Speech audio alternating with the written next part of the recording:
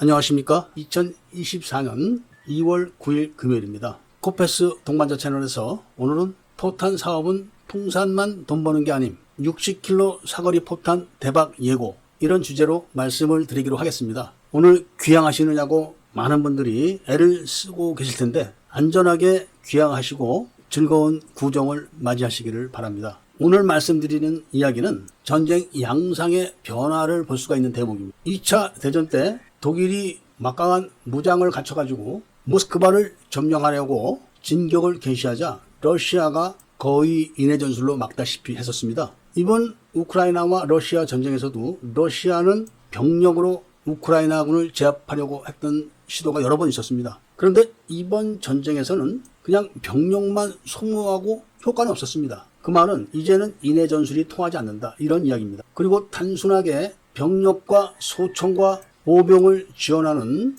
각종 포탄만 갖고 전쟁을 하는 시대가 아닙니다. 그야말로 드론과 미사일로 전쟁을 하고 그 드론과 미사일도 자국 산업만으로 무기를 만들어서 전선에 보낼 수가 없는 시대입니다. 이런 겪어보지 못한 전쟁으로 푸틴도 휴전을 안 하고 배길 수가 없게 된 겁니다. 예를 들면은 인해 전술로 돌격을 해대면은 155mm 고폭탄 시한탄으로 공중에서 때리면은 그야말로 한순간에 다 끝납니다. 그리고 병력들이 숨어 있어봐야 드론으로 찾아가지고 공중에서 차례차례 드론으로 공격해가지고 제거를 합니다. 이러다 보니까 전선이 고착이 되고 고착된 전선을 돌파하려고 양쪽에서 화력전을 시도를 하는데 그 주로 소모되는 포탄이 155mm 포탄입니다. 그러니까 드론과 미사일도 자국 산업만 갖고 자국의 자재만 갖고 생산을 할 수가 없습니다. 중국이 구정으로 인해서 드론 공장들이 문을 닫다 보니까 우크라이나에서 드론을 만들 수가 없다고 할 정도로 그렇게 긴밀하게 지금 연결되어 있는 겁니다. 러시아도 각종 제재로 인해 가지고 드론과 미사일 기타 장비들을 마음껏 만들어내지 못합니다. 이런 양상을 유심히 세계 각국이 보고 있고 의외로 인도가 대박을 맞았습니다. 후티 반군의 위협을 지속적으로 받고 있는 사우디아라비아가 인도에게 155mm 포탄을 2억 2,500만 달러어치나 샀다는 겁니다. 인도 방산 수출 사상 최대의 실적이라고 할 정도로 인도는 지금 난리가 난 겁니다. 그럼 왜 사우디아라비아가 지금 인도에게 그런 거액의 돈을 주고 155mm 포탄을 사전 구입했을까요? 지금 국제시장에는 155mm 포탄 현물이 없답니다. 그리고 1년 사이에 기본적으로 10배가량의 가격이 올라가서 형성되어 있다는 겁니다. 그래서 사우디아라비아가 인도를 장래에 155mm 포탄의 주요 생산 국가로 키우기 위해서 그런 거액을 투자한 겁니다. 그럼 사우디아라비아가 왜 한국으로부터 도입을 안 하고 인도에게 도입을 했을까? 그런 의문이 들지만 지금 한국산 155mm 포탄은 눈을 씻고 봐도 찾을 수가 없다는 겁니다. 미국이 작년에 한국으로부터 50만 발의 포탄을 빌려갔는데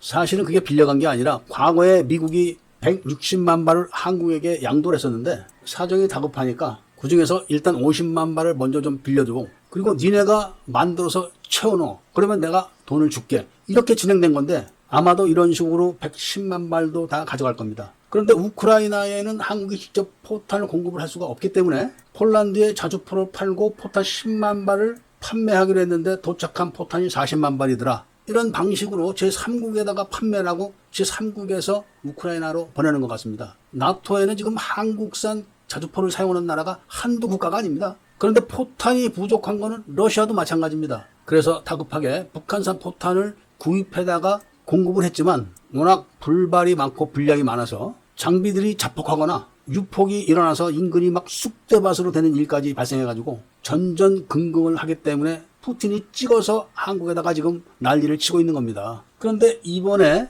사거리 60km짜리 신형 포탄이 나왔는데 이거를 풍산해서 몸체만 공급을 하고 신광과 장약은 하나에서 스스로 생산해서 완성해가지고 자주포 공구 고가로 보낸다고 합니다. 사거리 40km하고 60km는 전술적으로 굉장히 큰 차이가 있습니다. 그런데 그런 포탄들이 우크라이나로 안 흘러 들어간다는 보장도 없고 또 공개적으로 미국이나 나토가 한국으로부터 구입을 해가지고 공급할 수도 있기 때문에 러시아가 한국에 고위직 관리까지 보내서 제스처를 취하고 있는 겁니다. 또 인도 같은 나라가 이런 포탄을 구입해서 웃돈을 붙여서 판매를 할 수가 있을 겁니다. 이렇게 전쟁 양상이 바뀌기 때문에 반도체와 전자 기술이 발전하고 발달한 우리나라, 그리고 각종 포탄과 미사일의 양산이 가능한 우리나라가 이번 기회에 방산 수출에 새로운 도약을 하는 계기가 됐으면 좋겠다는 말씀을 드리면서 오늘 이야기를 마치고자 합니다. 아무쪼록 안전하게 편안한 여행을 하시기를 부탁드리고, 잊지 마시고 구독과 좋아요를 눌러주시고